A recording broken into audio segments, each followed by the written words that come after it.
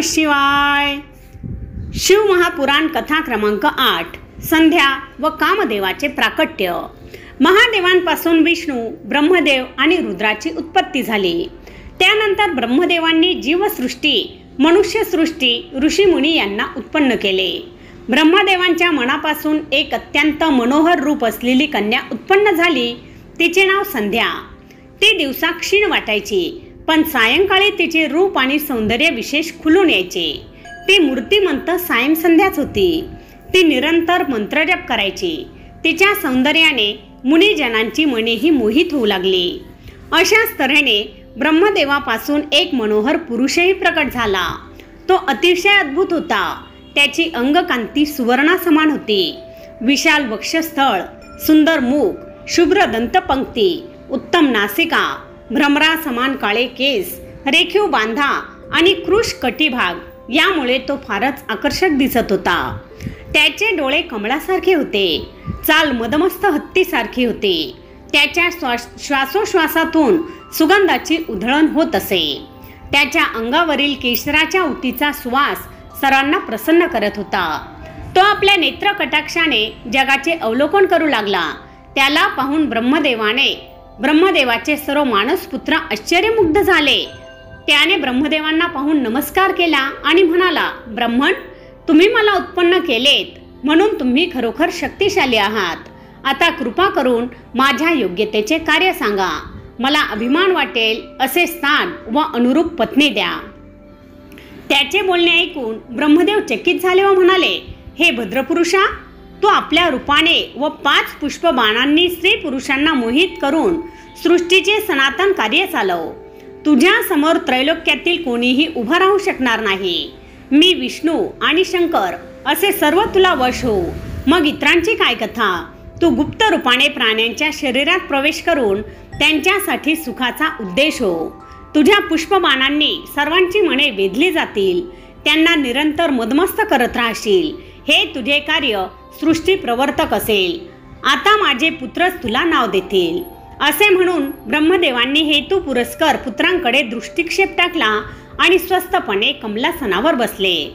सर्व ऋषींनी विचार विमर्श करून म्हटले की तू सुरुवातीसच आमचे व ब्रह्मदेवांचे चित्त मथलेस, अर्थात चलित केलेस, म्हणून तुला मन्मथ म्हणतील. या जगात तुझ्यासारखा सुंदर आणि कामरूप असा कोणीही नाही, म्हणून तुझे दुसरे नाव कामदेव असेल. मदाचा प्रादुर्भाव करणारा म्हणून मदन आणि तुला दर्प असल्यामुळे कंदर्प अशी तुझी अन्य नावे असतील. दुसरा कोणताही देव तुझ्या इतका पराक्रमी नसेल. तू सर्वव्यापी होशील, त्यामुळे सर्वत्र तुझेच वास्तव्य राहील. दक्षाची एक कन्या तुझी पत्नी होईल. कामदेवांनी आपल्या पुष्परूपी 5 बाणांना रोचन, हर्षण, मोहन, शोषण आणि मारण अशी नावे ठेवली. हे बाण महातपस्वी मुनींनाही मोहित करू शकतील असे होते. ते हाती घेऊन तो विचार करू लागला, येथे अनेक ऋषी आहेत. मला सृष्टीचे कार्य कराव्यास सांगणारे पितामह ब्रह्मदेवही आहेत, म्हणून यांच्या समक्ष त्या बाणांची परीक्षा घेण्यास काय हरकत आहे. मग तो धनुष्य घेऊन योग्य जागी गेला. ते सज्ज करून त्यास बाण लावला. त्याची प्रत्यंच्या खेचतात सुगंधित वारा वाहू लागला. त्या सुवासाने सर्वांना मुग्ध केले. कामदेवांनी वेगवेगळ्या पुष्पबाणांनी ब्रह्मदेवांना आणि त्यांच्या त्या सर्व ऋषींना व संध्यालाही जर्जर केले. सर्वांच्या मनात दुर्दम्य कामविकार उत्पन्न झाला. कामावश होऊन ब्रह्मदेव आणि प्रजापती मरीची, दक्ष आणि पुत्रांच्या मनात संध्येला प्राप्त करण्याची अभिलाषा उत्पन्न झाली. ते पाहून कामदेवाला आपल्या कार्याबद्दल विश्वास वाटू लागला. त्या समय धर्म तेथेच उभा होता. आपल्या पित्याच्या व भावांच्या मनात पापबुद्धी निर्माण झालेली पाहून त्याला फारच दुःख झाले. त्याने धर्मरक्षक शंकराचे स्मरण केले. तेव्हा भगवान शिव साक्षात प्रकट झाले. ते सर्वांकडे पाहून हसून म्हणाले, विधाता, संध्या ही तुझीच कन्या आहे ना? मग तिच्याविषयी तुझ्या मनात कामविकार कसा उत्पन्न झाला? हे योग्य नाही. सर्व वेद तुझ्या मुखात आहेत, पण काम प्रभावाने तू त्यांचे उपदेशही विसरलास. तुझे मन इतके बहकलेच कसे? कुठे गेला तुझा विवेक? कुठे गेले तुझे धैर्य? हे सर्व ऋषी देखील एका स्त्रीला पाहून असे कसे कामवश झाले? त्यांचे निर्मळ मन मलिन कसे झाले? तुमच्यासारख्या स्त्रीवर आसक्त होणाऱ्या पुरुषांशी शास्त्र चर्चा करण्यात काय अर्थ आहे? तुमचा धिक्कार असो. शंकरांचे बोलणे ऐकून ब्रह्मदेव खजील झाले. त्यांना दरदरून घाम फुटला. मनात संध्येबद्दल अभिलाषा असूनही शिवजींच्या भयाने त्यांनी तो कामविकार टाकून दिला. परंतु त्या समयी त्यांच्या शरीरातून जे घर्मबिंदू खाली पडले त्यातून 64,000 अग्निश्वात आणि 86,000 भैरशत पितर उत्पन्न झाले. त्या समयी दक्षाच्या घामापासून एक कन्या उत्पन्न झाली. ती सर्वगुण संपन्न व अतिशय सुंदर होती. तिचे सर्व अवयव कोमल आणि मनोहर होते. तिचे नाव रती. तिचे रूप आणि सौंदर्य पाहून सर्व ऋषींचे वीर्य स्खलित झाले. त्यापासून सोमपा, आज्यपा, सुकाली, हविष्मान आणि कव्यवाह सज्ञ पितृगणांची उत्पत्ती झाली. अशा प्रकारे निर्दोष संधेमुळे अनेक पितरांची सृष्टी अस्तित्वात आली. धर्माच्या हाकेला धावून महादेवांनी त्याचे रक्षण केले व अनुग्रह करून ते अंतर्धान पावले. या सर्व प्रकारामुळे ब्रह्मदेवाला कामदेवाचा खूपच राग आला. त्यांनी त्याला सर्वांसमक्ष शाप दिला. कंदर्प, तुला आपल्या सामर्थ्याचा फारच गर्व झाला आहे. तुझ्यामुळे आम्हा सर्वांना मान खाली घालावी लागली. या प्रमादाबद्दल तू शिवनेत्रातील अग्नीने भस्मसात होशील. ही शापवाणी ऐकून कामदेव भयभीत झाले. ते ब्रह्मदेवाच्या चरणावर पडून क्षमायाचना करू लागले व म्हणाले, ब्रह्मदेवा, तुम्ही माझ्यासाठी जे कार्य नियोजित केले होते तेच मी केले. तुम्ही मला त्रैलोक्यातील सर्व जीव तुला वश होतील असे सांगितले होते. त्या वचनाची प्रचिती घेण्यासाठीच मी हे परीक्षण केले. यात माझा काय दोष? मी खरोखरच निरपराधी आहे. हे प्रभो, माझ्यावर दया करा. मला शापमुक्त होण्याचा उपाय सांगा. कामदेवांचे बोलणे ऐकून ब्रह्मदेव शांत झाले. ते त्याला म्हणाले, कंदर्प, तू संध्याबद्दल माझ्या मनात कामविकार उत्पन्न केलास म्हणून मी तुला शाप दिला आहे. तो कधीही खोटा ठरणार नाही. तू महादेवाच्या तिसऱ्या नेत्रातील अग्नीने भस्मसात होशील. त्यानंतर काही काळाने ते विवाह करतील. पार्वती त्यांच्या जीवनात प्रवेश करेल. त्यानंतर तुला पुन्हा दुसरे शरीर मिळेल.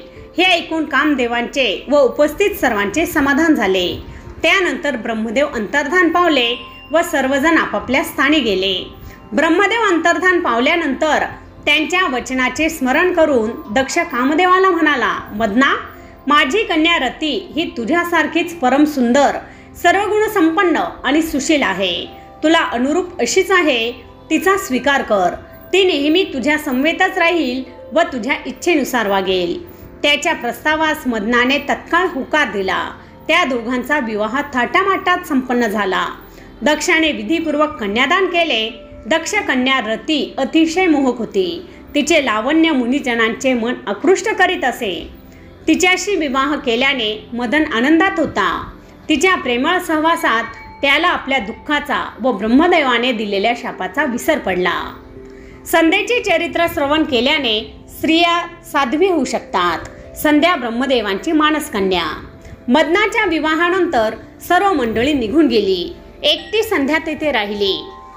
कामाने प्रेरित झाल्यामुळे ब्रह्मदेवाच्या मनात तिच्याविषयी कामविकार उत्पन्न झाला होता. त्यांचे मानसपुत्रही मदयुक्त झाले होते. त्या समयी कामदेवाने तिचेही मन विचलित केले होते. या सर्व प्रकाराबद्दल ती स्वतःला दोष देत होती.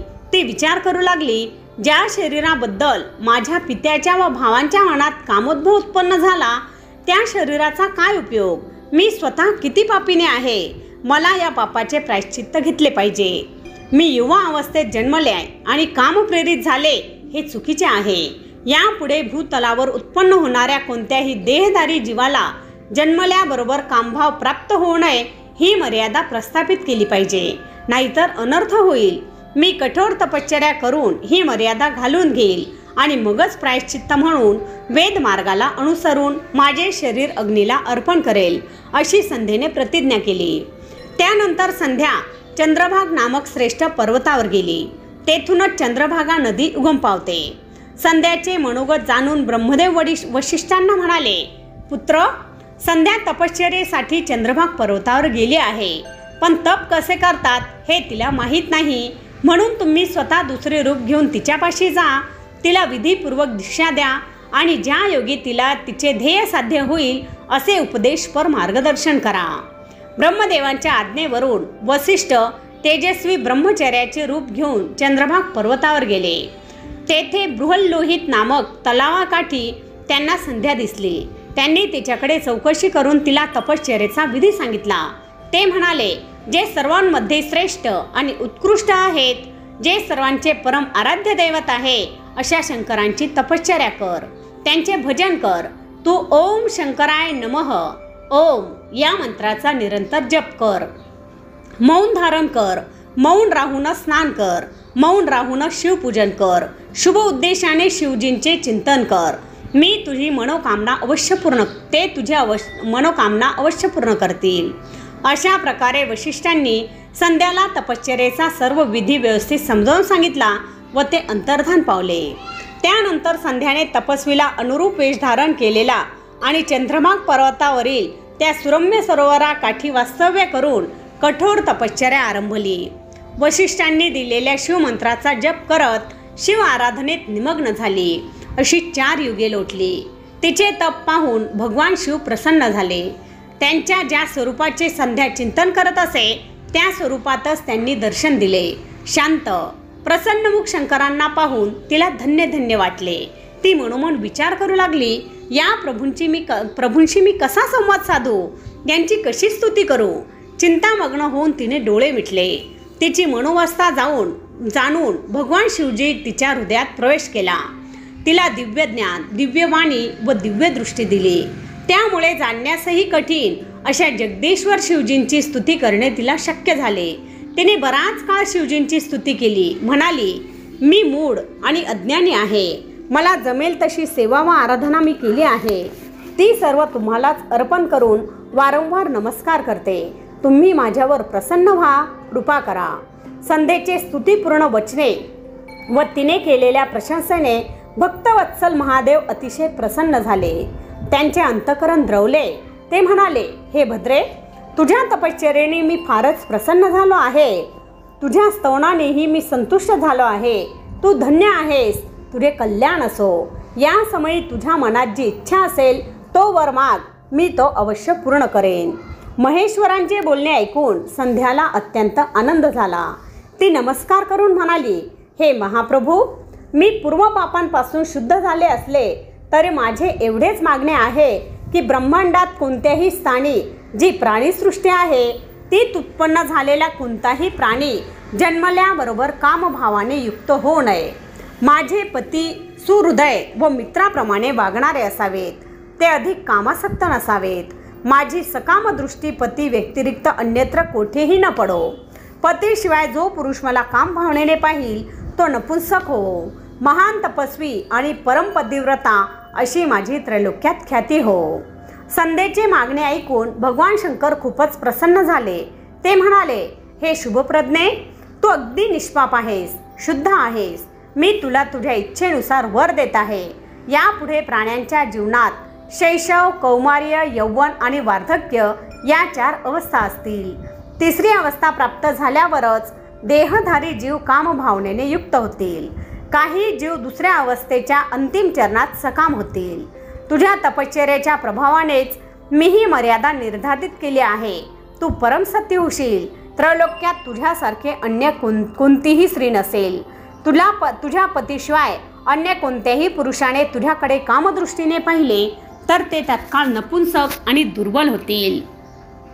तुला तुझ्या अपेक्षा अनुरूप पती मिळेल. तो महान तपस्वी असेल आणि तुझ्या समवेत 7 कल्पापर्यंत जीवित राहील. अशा प्रकारे तुझ्याकडून मागण्यात आलेले सर्व वर मी तुला प्रदान केले आहेत. आता येथे येण्यापूर्वी तुझी प्रतिज्ञा केली होती ती पूर्ण करण्याची वेळ आली आहे. तू या शरीराचा त्याग करण्याचा निश्चय केलेला आहेस, म्हणून मी सांगतो तसे कर.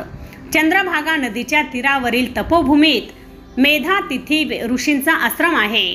ते महायज्ञाचे अनुष्ठान करत आहेत. तो यज्ञ 12 वर्षे चालू राहणार असून पूर्णतः प्रज्वलित आहे. तू सहजतेने तेथे जा. कोणीही ऋषी तुला पाहू शकणार नाही. तुला ज्याच्याशी विवाह करण्याची इच्छा आहे त्याचे हृदयात चिंतन करत तू आपले शरीर त्या यज्ञात अर्पण कर. या पर्वतावर तू 4 युगे तपश्चर्या केली आहेस. या कालावधीत त्रेतायुगाच्या प्रथम चरणात प्रजापती दक्षाला अनेक कन्या झाल्या. त्यांचे यथायोग्य वरांशी त्यांचे विवाह केले. त्यापैकी 27 कन्या चंद्राला दिल्या, पण अन्य भार्या सोडून तो केवळ रोहिणीवरच प्रेम करू लागला। त्यामुळे संतप्त झालेल्या दक्षाने त्याला शाप दिला।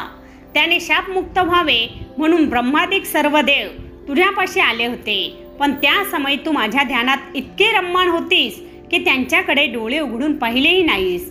तेव्हा चंद्राला शापमुक्त करण्यासाठी त्यांनी तेथे एक नदी उत्पन्न केली। चंद्रामुळे तिला चंद्रभागा हे नाव पडले। तिच्यावर आविर्भवन झाल्यावर महर्षी मेधातिथींचे तिच्या तीरावर आगमन झाले।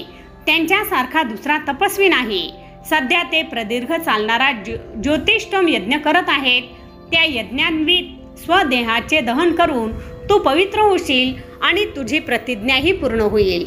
अशा प्रकारे संध्याला मनोवांछित वरदान देऊन आणि कल्याणार्थ हितोपदेश करून देवेश्वर शिव अंतर्धान पावले। संध्येची आत्माहुती आणि अरुंधतीची उत्पत्ती। त्यानंतर संध्या चंद्रभागेच्या तीरावर वसलेल्या तपोभूमीत आली। तेथे मदतिथी ऋषी यज्ञ करत होते। ती यज्ञकुंडापाशी गेली तेव्हा शिवकृपेने कुणाच्याही दृष्टीस पडली नाही। तिने तपश्चर्येचा उपदेश देणाऱ्या वशिष्ठ ऋषींचे स्मरण केले आणि तोच पती प्राप्त व्हावा अशी इच्छा धरून प्रज्वलित अग्नीत उडी मारली। तिचे शरीर यज्ञातील हवन यज्ञाप्रमाणे तत्काळ दग्ध झाले। त्याचा हवन द्रव्यासमान गंध दरवळला। अग्नीने शिवजींच्या आज्ञेनुसार तिचे सूक्ष्म शरीर घेऊन सूर्यमंडलात प्रवेश केला। सूर्याने देवतांच्या आणि पितरांच्या तृप्तीसाठी त्या शरीराचे 2 भाग करून ते आपल्याच रथात ठेवले। तिच्या शरीराचा वरचा भाग प्रातः संध्या व शेष भाग सायं संध्या झाला। प्रातः संध्या ही अरुणोदयाच्या सुमारास केली जाते, तर सायं संध्या ही लाल कमळा समान सूर्याचा अस्त होतो तेव्हा केली जाते। प्रातः संध्या ही देवतांना, तर सायं संध्या ही पितरांना प्रसन्न करणारी आहे। परम दयाळू भगवान शिवजींनी संध्येच्या प्राण्यांना दिव्य शरीर दिले। ती यज्ञ समाप्तीच्या वेळी अग्नीमध्ये कन्या रूपाने प्रकट झाली। तिची अंगकांती तप्त सुवर्ण समान होती। यज्ञ नारायणच्या कृपाप्रसादाने कन्या प्राप्त झाली म्हणून महर्षी मेधातिथींना फार आनंद झाला। त्यांनी तिला स्नान घातले व मोठ्या प्रेमाने आपल्या मांडीवर बसवले। तिचे अरुंधती असे नामकरण केले। यज्ञ कार्य यथासांग पार पडले आणि परमेश्वराने प्रसादही दिला म्हणून त्यांना अगदी कृतकृत्य वाटत होते। ते शिष्य परिवारासह आश्रमात राहून अरुंधतीचे पालनपोषण करू लागले। ती उपवर झाली तेव्हा ब्रह्मदेव, विष्णू आणि महेश्वर यांनी मेधातिथींशी विचार विमर्श करून तिचा वसिष्ठांशी विवाह करून दिला। तो विवाहोत्सव देव, ऋषी, मुनी अशा सर्वांनाच आनंद देऊन गेला। या मंगल प्रसंगी ब्रह्मदेवांच्या, श्रीहरींच्या आणि शिवजींच्या हातून पडलेल्या जलाने क्षिप्रा व अशा 7 पवित्र नद्या उत्पन्न झाल्या। अरुंधती वसिष्ठांची पत्नी होऊन श्रेष्ठ पतिव्रता धर्माचे पालन करत आनंदाने राहू लागली। तिला शक्ती आणि श्रेष्ठ पुत्र झाले। जे स्त्री पुरुष याचे संध्येला चरित्राचे श्रवण श्रद्धेने करतात त्यांच्या सर्व इष्ट कामना पूर्ण होत। श्री सांब सदा शिवार्पणमस्तु। मित्रांनो, व्हिडिओ तर तुम्हाला नक्कीच आवडला असेल। व्हिडिओ आवडला असेल तर लाईक व शेअर करा। तसेच अशाच प्रकारचे नवनवीन व्हिडिओ पाहण्यासाठी आमच्या मराठी टिप्स या यूट्यूब चॅनलला सबस्क्राईब जरूर करा। धन्यवाद।